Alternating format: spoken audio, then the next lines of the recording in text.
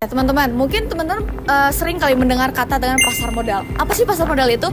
Pasar modal itu adalah tempat bertemunya pihak yang membutuhkan dana nih teman-teman. Contohnya seperti perusahaan dengan investor yang ingin menambahkan modalnya melalui instrumen seperti saham dan obligasi. Kak, aku tadi mau nanya dong. Aku tuh pengen investasi, tapi gimana sih cara prosesnya? Nah, jadi mekanismenya itu yang pertama, investor membuka rekening di perusahaan sekuritas. Yang kedua, menyetorkan dana sebagai modal investasi. Yang ketiga, investor memasang order beli atau jual saham. Yang keempat, order diproses melalui sistem perdagangan di bursa. Yang kelima, jika harga cocok, transaksi terjadi. Nah, yang terakhir, dilanjutkan dengan penyelesaian transaksi atau settlement. Nah, gimana Kak? Udah paham belum tentang mekanismenya? Aku udah paham nih, ternyata gampang banget ya investasi. Tapi apa sih fungsi pasar modal itu?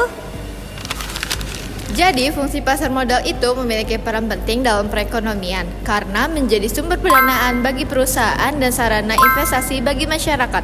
Pasar modal juga membantu untuk menggerakkan pertumbuhan ekonomi dengan mendorong aliran dana ke sektor-sektor yang produktif. Instrumen-instrumen yang terdapat di pasar modal. Yang pertama ada saham.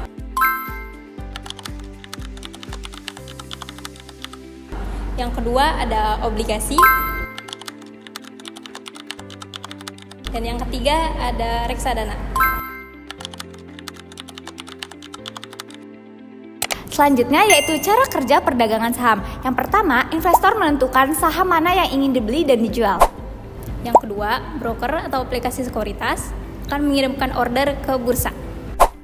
Yang ketiga, sistem mencocokkan harga dari penjual dan pembeli. Yang keempat, jika cocok, transaksi berhasil dilakukan. Yang terakhir, dana dan saham dipindahkan ke rekening masing-masing pihak. Dalam berinvestasi, pastinya kita mencari keuntungan.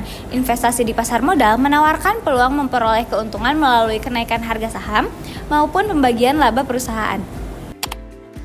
Namun, investasi ini juga memiliki risiko karena harga saham yang dapat berfluktuasi akibat kondisi ekonomi, kinerja perusahaan, maupun faktor pasar lainnya. Oleh karena itu, investor perlu memahami instrumen yang dipilih dan melakukan analisis sebelum berinvestasi. Jadi teman-teman, sebelum berinvestasi, kita harus pahami dulu mekanismenya. Investasi yang baik bukan hanya soal keuntungan, tetapi juga soal tentang pengetahuan dan juga pengelolaan risiko.